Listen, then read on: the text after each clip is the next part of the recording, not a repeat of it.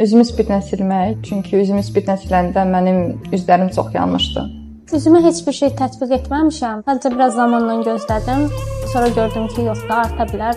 Gözləyirdim ki, özü keçsin və yaxud da onlar partladırdım. Bu çox böyük bir səhvdir. Bildiriblər ki, üzüm səpkilidir və niyə belədir.